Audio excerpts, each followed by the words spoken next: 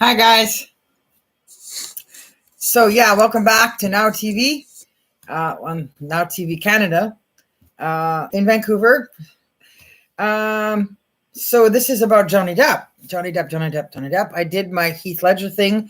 Now Johnny Depp. And if you keep watching, there'll be more about Ben Affleck. I don't remember how much I mentioned in the Heath Ledger one about Brad Pitt. It might have covered everything there for Brad. And then there's Lawrence Fishburne, Claire Danes, and Hannibal. But for today, we're going to just stay focused on Johnny Depp. So I waited until the fiasco with the divorce was over, and I waited respectfully till Sean McGowan, the musician. I don't know much about his music, didn't really listen to any of it. Passed away, and Johnny did his part there before talking about all this. But I had a really strong impression and spiritual visit from him after he passed away that I was free to do what I needed to do and respectfully be able to retain Johnny's attention again to try to fix what has happened. Not that you can really fix what has happened when I tell you what's happened, but just to make, I guess, justice where it should be by telling the truth. So I'll go from the beginning.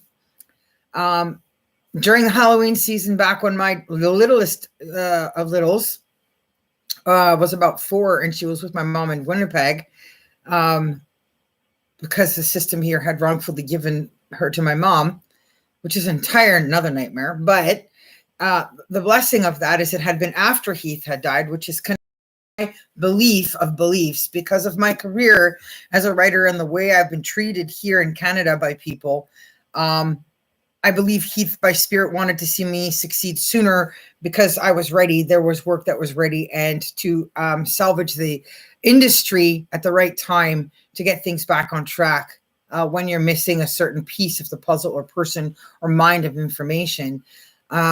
So Johnny Depp was in Winnipeg, where my mom and my daughter were during that Halloween season, and they were promoting Alice in Wonderland 2. And he was there as the Mad Hatter. And my mom doesn't have the best sight, especially when she's not wearing her glasses. So they're going through this underground maze, like, Alice in Wonderland in the rabbit hole kind of thing. And she sees this figure ahead. And from the distance, it could look like a wax model or something of the Mad Hatter. But my mom was studying a little more seriously, noticing the face and the impression and the smile and everything. And she's like, no, that's really Johnny Depp. That's the real guy. So she didn't hesitate and walks over to him. I don't remember if she touched him or something, maybe to try to listen to make sure. And so he's like, oh, you figured it out. Oh yeah, you're the real Johnny Depp. And so they hit it off. They were talking, chit-chatting or whatever. And he thought my daughter was adorable because she happened to be dressed as a little Mad Hatter. So they hooked up, and he took them out. I guess they had some foods and things at restaurants, whatever. And then my mom was telling him about her poor me problems, because that's what grandmas do. And he actually pulled out his wallet, and he spent about 10 grand fixing my mother's teeth. Now, you can see I have my own teeth issues. No, it wasn't this bad at this point. I didn't have my wisdom or molars and things missing, and even this wasn't as bad at the time. But he spent 10 grand to give her a fake smile. So she's got a bunch of teeth in there. They're all screwed into post. So when she's post-mortem, she's going to have a $10,000 smile. And then from there, he said, I want to help you guys out. I want to give you guys some work and help build Sarah's future in the industry and help her get some experience in things that she likes to do, like voiceover work and stuff. So he said, I have to go back to Vancouver where we're working on stuff, and I would like to pay for you guys to join me. And so he did. He paid for the first class train tickets. I think my mom at the time had a dog she was afraid to leave. And so she was like kind of skulking about going anywhere, and he paid for the dog to be allowed to come too. And then at the last minute, she had changed her heart. I don't even think the dog was hers. I think it was the person she was caring for that had MS.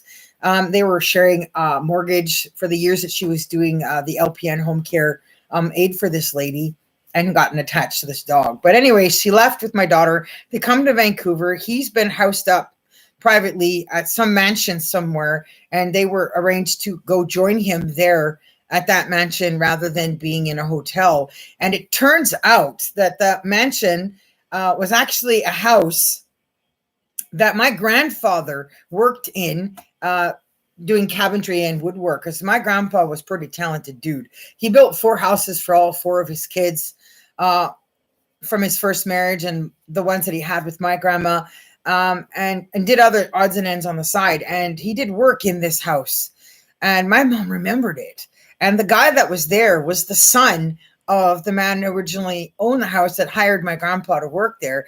And so they met up and they remembered each other, and they got to talking, and everything was all cool, remembering everything. And so I just, little things like that, connecting the dots.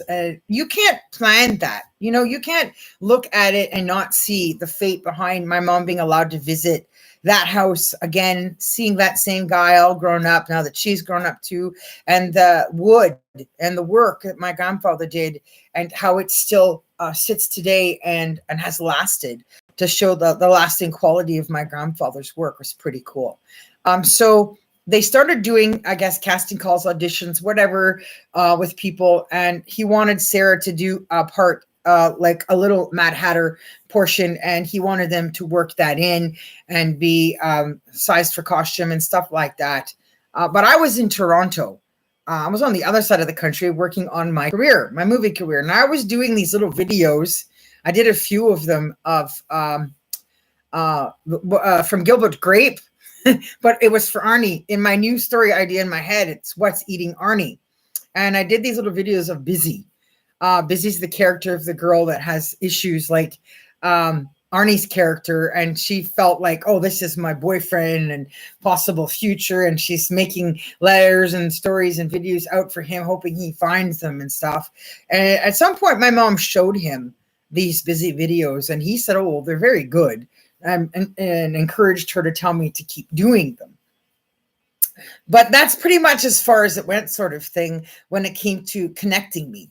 So things didn't go as planned with all that casting stuff, because somewhere in all of that, he was also supposed to find the time to go get married to Amber, because she was at that point the fiance.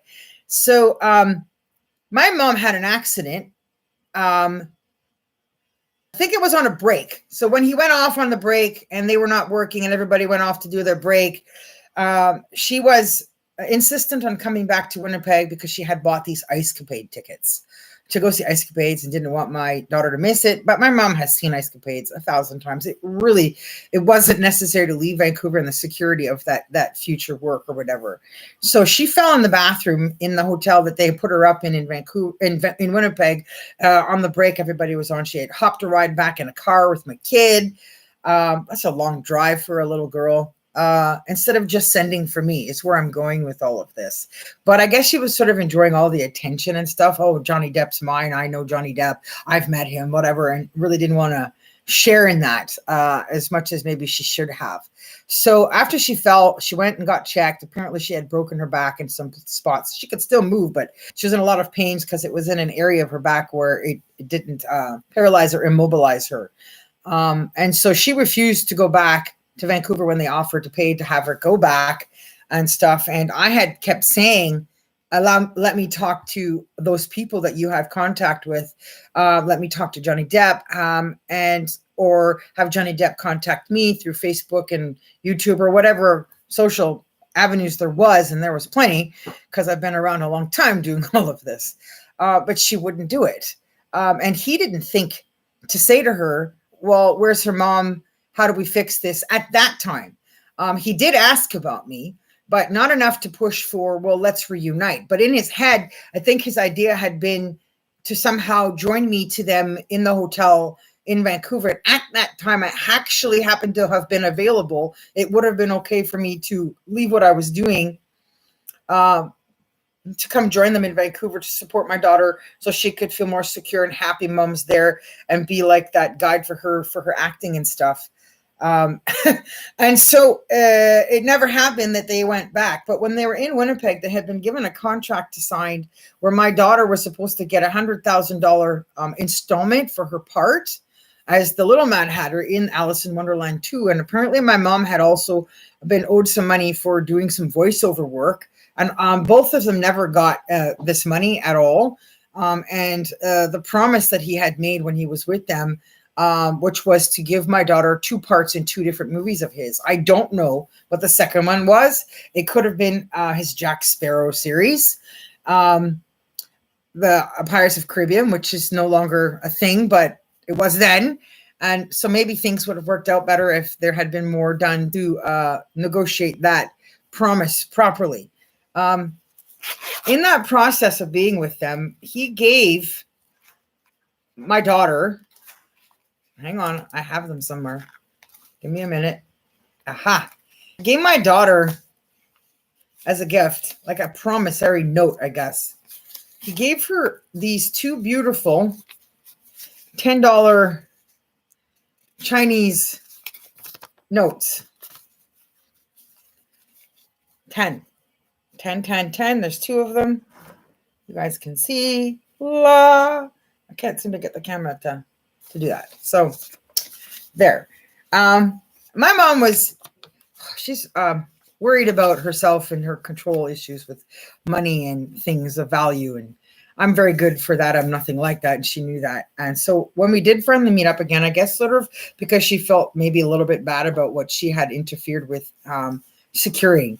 Because I kept telling her that if she had let me be there and help out, she could have rested her back and she would have had really good treatment from everybody. And then I could have just stepped up as the mom, as mom should, in helping my daughter so that the movie could continue with her to do her little Mad Hatter portion. And on these bills here, let's see if I can find the words. Hang on, let me find it. The reason I believe he gave them to her, it says promises to pay the bearer on demand at. So I think he knew that it was his way of saying by giving her this, that he promises to keep his word on giving my daughter 2 parts in 2 different movies. But he never did. And I have no idea who the lawyer was, where they went when the contract was signed. I don't have a copy of that. And so she gave these to me because she was worried she would like try to cash them in to see if they're worth more, because she don't know how old they are, they're collectibles, whatever. And I've had them ever since so that he knows I'm Sarah's mom. So it would have been right of him to negotiate, finding a way to meet with me. And there was time, multiple times in that time, that he could have met with me and had me, reunited with them. So we could move forward. I do believe, as fantasies go with people in their head, right? Where there's somebody out there that they haven't seen or met, whatever, know what's going on in there, all the maybes, possibilities of things or whatever, when you're dealing with kids getting involved, whatever. But I'm on a completely different field of play with my working career, and I'm nowhere near that ballpark or going down that avenue of thoughts that might have been in his head. What if my relationship with Amber doesn't work, kind of thing. So you'll never convince me that somewhere in the back of his head, these other possibilities of options of when things fail, what could be, wasn't running through his mind when he left to go get married to Amber, and never reunited with them at any point after the marriage. At some point, my mom and her injury and my daughter and her job in Winnipeg, everything sort of came to a halt, and they came to join me in Toronto, and she was still in touch on Facebook a little bit. He had sent a message to say, I haven't forgotten you.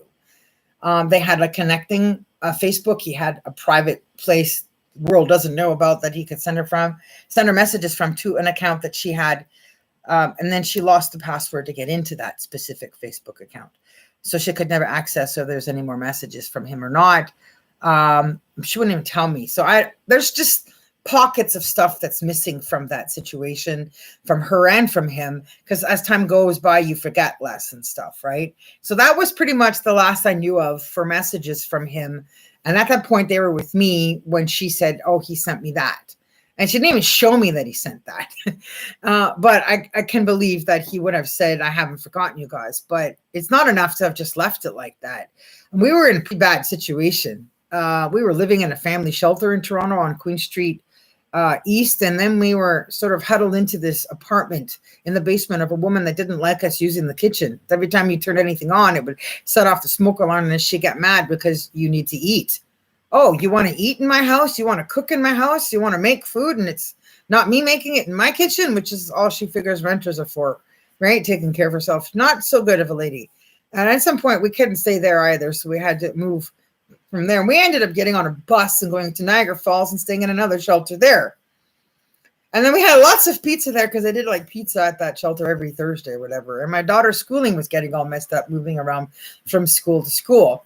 At some point, they finally settled in Burlington, Ontario, where they are now today. Yay, thankfully. And they've been in there now, I think, that apartment for about 5 years or so. But again, that's also going to be coming to an end at some point. And I finally returned to Vancouver, where I essentially should have always been. But my mom and me are very different people living different lives and really, really can't be in the same house. And I mean that spiritually, in the same space, other than for short visits. So essentially now she's in Ontario where she should be, and I'm in BC where I should be. And the reason being is because of the movies. So at that time, if Johnny Depp had pushed for more information and he had reached out to me, he would have learned that I had already had another story with Joe Fox and Kathleen Kelly finished. It was done. This movie's been ready to be made since I was 38 years old, and I am now 49. At that time, Meg Ryan and Tom Hanks still could have played their original characters of Kathleen Kelly and Joe Fox. I can't call this You've Got Mail 2 officially because I didn't write the original story, and the producer and the writer of that has now passed away, and her sister didn't want to have much to do with me. Very ornery. When they get that famous and successful with their work in their world, it sort of goes to their head, and it's so disappointing because the other sister was very nice. I started writing this the year one of them passed away, and then I finished it just at the time I can't think of her name now. This is not good. Another one of the major characters, the actresses, had passed away. Jean Stapleton. Thank you. So she passed away almost to the day when I finished this draft. So it's been sitting around unread. Producers, directors, book publishers. I've had a few people read through stuff and they're like, oh, it half reads like a book and half reads like a movie. And that's sort of the point. The point is, I don't feel like making 3 or 4 drafts or copies of different types of work. That's not my job. I thought I want to try something new and invented the idea of writing something that would read like a book and a movie because it's intended to be both. It's going to be a book and it's going to be a movie. And it will give that presence of feel and have some fun in that aspect of something new for people to enjoy. So it is my intention to still publish it the way I have intended it to be. So I'm looking at Hollywood from a bigger perspective of what's gone wrong in movies that have been made. And I look at all the other material that's on my vocal page. If people go there and see, there's a ton of stunning material that's there. Big stuff. Peter Pan, Hercules Ring. I even have some stuff from Matrix, but that's the Lawrence Fishburne story. I have my Smallville movie, which is the other movie right here, 2-part movie for TV, which everybody knows the show was made in Vancouver. And the point of both of these and the ridiculous strike that's been going on is that most of the stuff is going to get made here in Vancouver. Part of it in New York for one part, and then this goes all the way to the UK. We're going to go overseas, woo, have fun and tell a whole new story in the Smallville movie. It's material that's desperately needed. Fans been waiting for a long time. So this is what I'm saying Heath was in spirit saying that he was trying to send Johnny Depp to do, and Johnny did not come through on that part. But I think people are getting this concept that somehow he's some sort of better person than he is, flashing money and being all, je ne sais quoi, like about yourself demeanor wise and in the moment that you're with people. It doesn't present necessarily to say that you have some sort of integrity of serious intent or value. And that using the Amber Heard thing as an excuse to not resolve that is really rather unacceptable. So my point about the Amber Heard relationship is that he's 30 years older than her. When he was doing 21 Jump Street, he had multiple breakups, multiple women, and had gone on to do tattoos and all this stuff long before she was ever born. And as I got older, I've noticed that age span has gotten bigger between people, and age does matter in mentality, in knowledge, education, information, experience. The reason for using younger women like that back in the day was because people died more often. It was hard. Children died more often. And you're trying to, prolong your life, pass it on, have descendants and stuff. And it's not so much now that it's necessary to have people doing that today. It's inappropriate, I think, when a person doesn't have the common sense and the maturity to be aware when somebody's too young and not able to deal with all of your background and drama. And the point with Johnny Depp's background and drama is it's big. It's much like my life and my situation, and much like many family homes that people don't want to deal with, which I think they need to deal with. And so I'm going to talk about it. It's called emotional covert incest. Now, you don't have to be sleeping with your family members for there to be unhealthy relationships there with family members. And anybody who's done a lot of research or history on Johnny Depp would know he come from a rocky background with a mother that was pretty abusive, pretty stern, and liked to get her way, and never really apologetic, and really just intrusive and ongoing in her pattern of behavior. So here's what the public doesn't know after they got married. His mom is sick in the hospital. She's on her last day. She will be dying, but she decided to dig it in there to the very last day. And so he mimics and copies what he knows when he's around her. Because when you're around those kind of people in your family life and that background, you instantly fall back into usually a cycle or rut that you have known all your life, that you are familiar with, and all the fame and success and everything you have outside that goes out the window. You're just that boy, that damaged, injured person all over again. But there comes a point in your life where you have to own up to your choice of behavior towards others who are innocent bystanders of something they were never around and knew nothing about. So Amber wasn't raised in that kind of environment. She doesn't know anything about it. So after they were newlyweds, what his mother did was pretty freaking mean. And the right thing to do as a man and as a husband would have been to support his new bride. So he's there visiting with his sister in the hospital with his mom on her deathbed. And the mother says, I don't want her in here. I don't want her in my room. She can't come in here. Like as if to say she wasn't happy that he married her, didn't like her, whatever. But she just pretty much wanted to own it all the moments, all the attention, all that time. And so he became rather ornery and misbehaving towards his new wife. So now she started to see something that was unfair. She wanted so badly, so desperately to just be in the family, accepted, be a part of the family. She wanted to do the wife thing right and try to get all that stuff at her young of an age figured out. And he didn't show her the love and passion, compassion, and what do you call it? Love you're supposed to get, unconditional, when you make vows and promises like that. And so he agreed with his mother and allowed her to step all over Amber and all over him, and told her, oh, well, my mom has decided she doesn't want anybody else in here but my sister and me for her final days or whatever. And it didn't go well with how he treated her, how he talked to her, what he said, and the way he said it, sort of talking down to somebody he's 30 years older than, but he's also imitating and mimicking the only behavior that he knows how to process from being around his mom in the first place. So the better man and the better position and stance to have taken in that situation was pretty much to tell mom, See ya. I'm out of here.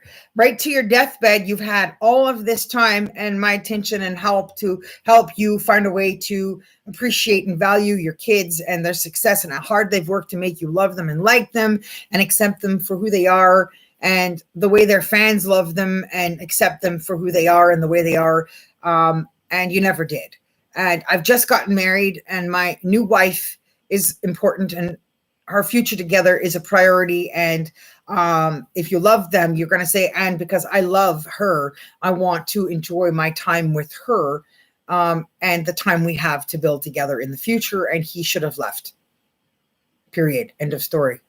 I could say things a little more curt about the mother, but that's kind of the point of my relation to why my mom was over here and I was over there and now she's over there and I'm over here because I got that worked out. Right?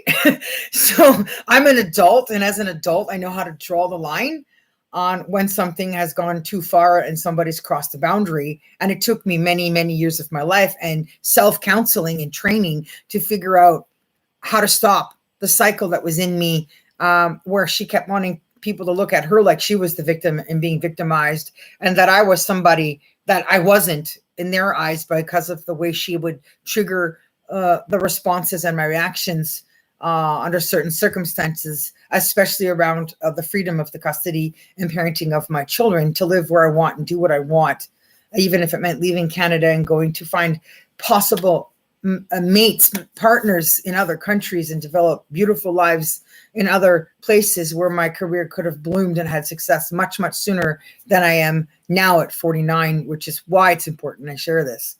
So back to Amber. She got angry and hurt and upset because he wouldn't change his mind. And he kept going back to visit his mom. And she kept waiting, pacing the halls, upset, whatever, wanting to understand why. I don't get it. What have I done? Right? And it's wrong. And then she basically gave him that ultimatum, kind of put him in that position because she was healthy enough in her emotions and her thoughts and thinking, well, Johnny, you have to make a decision whether you want me or your mom. But I'm your wife, like we just got married and, I want this to work. You should be doing what's right here for us. But she wasn't aware of how to recognize and understand the abuse cycles of the emotional covert incest, the words, the social context and treatment and behavior, the intellectual and way you do body language and talking and words and passing on what's happening to you to somebody else. So being victimized by a victim, right? And Johnny Depp, all the way through court, all the way through that testimony, wanted to be a victim, wanted people to know his victim story. Now, I don't doubt he has a victim story, but he's also had many, many, many years of a successful career, lots of money and lots of love and women and kids to have gotten over that point of being victim and then turning around and trying to hide his power and ability to victimize other people. So he feels power like his mom does without looking like an abuser like his mother, but to just be a victim. But you can't do that to somebody that's 30 years younger than you and not look like an abuser and not look like the bad person or the bad guy or have that bad quality of characters within you to people who are smart enough to understand all of this psychologically. So he really blew it there. And so she was justified and right in getting divorced because she wants to be treated properly, healthy, in equal manner in which she deserves to be treated in a relationship. And I wish her well in her future relationships and in her new world of motherhood. And I'm sorry that they didn't realize how important making a child together in a marriage together, which is one of his most important wishes in his life, because the women wouldn't marry him. And rightfully so, when you're in bed or sitting at the dinner table with a man who's got 136 characters in his head. You don't know which one you're talking to, which one you're eating with, which one you're dating, which one you're doing anything with. And then there's the constant stress of what his life like with his family is like, especially his mom, and never really knowing how to just let that go and move on with his life because she wouldn't change in any way And that compromises all points of possible happiness in personal lives. So don't be thinking that she did something that would warrant what he did to her in the courtroom and in the movie they made afterwards. Don't watch the movie. Don't keep reading the stuff. And understand that there's two sides to every coin. And what he did around his mother dying in the hospital was horrible. And it's wrong. And there's no justifying it. There's no way out of that.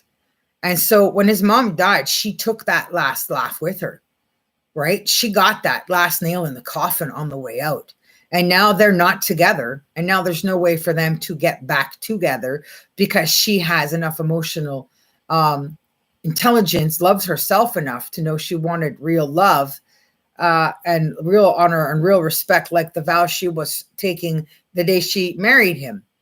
And so now he's got a lot to deal with in dealing with what he did, and that he knows I know about because I've now shared it with you during that time that these movies were being made, that he was supposed to be keeping his word to the promise he made to my daughter and the 2 movies she should be in, and the voiceover work that my mother was supposed to be getting, and compromising the ability that I could have had in impacting the success of everybody's lives, including their marriage, being that I have all this experience around what's wrong in life. So I hope people realize it's okay to appreciate actors for their careers, enjoy their characters, their talent and skills and stuff, but don't let it go to our heads. Don't be thinking they're some kind of God, some kind of important person. Like, even politicians are just people.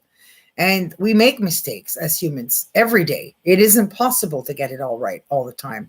And we shouldn't be siding or defending people when there is information that is massively missing from a situation to draw conclusions on. We're only guessing. And as guesses, we're often going to be wrong. And so we shouldn't be doing that when we don't have the insight, because we weren't there. We didn't grow up in that situation, in those shoes, inside those people. We can't see what's going on inside. So it's okay to support careers and love acting work and movies and stuff.